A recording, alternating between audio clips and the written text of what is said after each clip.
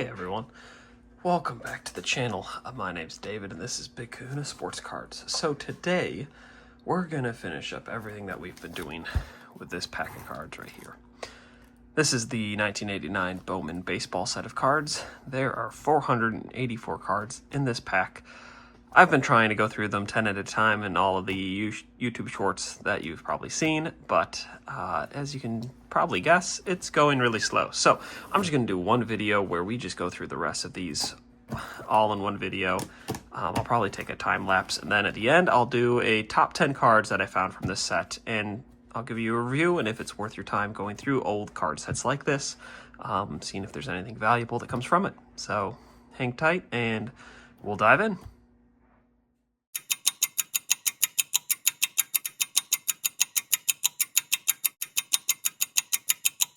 Hey everyone. Alright, so I made it through the entire set. And I got some bad news. I could not find the Ken Griffey Jr. rookie card that's supposed to be in this set. So I might just go throw this at the wall. I really don't know what else to do. Doesn't mean all's lost, but that was the chase card from the set. So since I couldn't find that, that is a little bit frustrating and embarrassing, but you know, life goes on. So with that, I've got a bunch of other rookies here that I set aside that I think there could be some value in. So got a bunch of rookies here. These are all names that I just thought that looked familiar, thought might be worth looking into to see if they're worth something. And then these are all the names that I got that I knew were worth something. So got Cal Ripken, Bo Jackson, Chris Sabo, Mark McGuire, Kirby Puckett, and Nolan Ryan. So at least we found those ones. That Bo Jackson card though, that's nice. I think I'm going to get those all graded, which is why they're in those top sleeves. Then here's some other ones that I found that just look nice. These also might be a mixture of some rookies in here as well.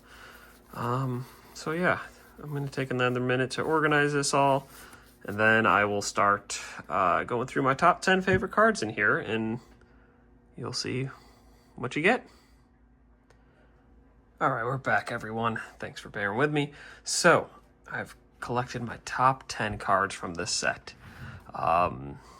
This was an incomplete set, which was really sad when I went through it, but there were still a lot of really good cards and a lot of players that I think I recognized. I think will be worth some money once I get them graded and sold.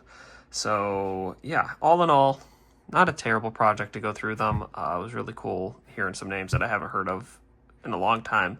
But yeah, all in all, I'm just feel a little cheated on because no Ken Griffey Jr. was in this set, but life goes on. So here are the top 10 cards that I've got from the set in no particular, well, in a particular order, I guess. So at number 10, I've got Jose Canseco. I think that this card's really cool just because it was a name that I recognized like almost right away when I opened this. He had a really great career. He was not like one of the all-time greats, but was just somebody that was consistent through and through. So it's really cool seeing that card. Got really happy just when I found it. So very excited about that. The next card that I got that's number 9 on my list is Chris Sabo. So this card, I actually didn't really know this player very well when I went through here, but as I was going through and doing some research, I came across his card, and it turns out that his card is very, very valuable. If this grades out at a PSA 10, it is worth like $115. So yeah, I did not know that his card was that valuable, but it was a good find. So pretty excited to get that in the collection as well. Coming in at number 8 is Darryl Strawberry. So Darryl Strawberry is somebody who I feel like a lot of card collectors seek after, somebody that's just had a very solid career through and through. I know I've got another one of his cards graded. That'll come out in another video one day. But it's just somebody who I think is really valuable in a lot of card collector sets. And so if you're getting into card collecting, I really recommend looking into Darryl Strawberry's cards. Very valuable and also just very nice cards to have. All right, coming in at number 7, I've got Mark McGwire.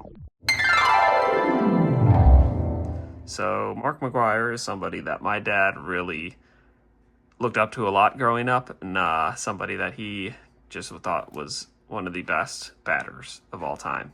I remember when I was a kid, he had a poster up in his room. He was a high school math teacher, and it was some sort of like inspirational poster, but it had a picture of Mark McGwire in it, and it was like talking about like strength and power and stuff like that. And I just remember that being in his classroom, and I know that he liked him a lot. And so this card means a lot to me, I think, and I think my dad will like it a lot too.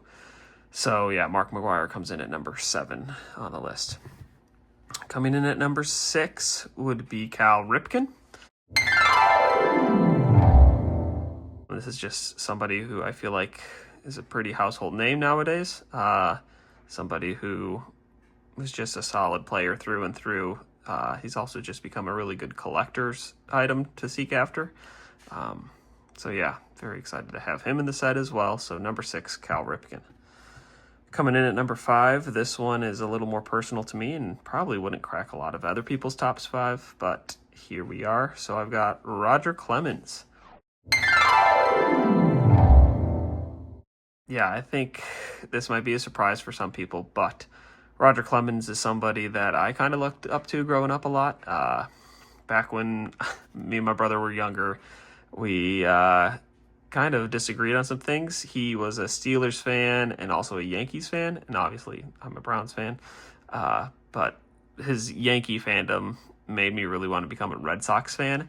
And so when I was little, back in the early 2000s, when the Red Sox were, doing really well and pushing to go win the World Series, there's people like David Ortiz on the team, and I remember Roger Clemens was like winning championships for the Yankees, and it just was really frustrating to see him go from the Red Sox to the Yankees and win a championship with them, and my brother being happy.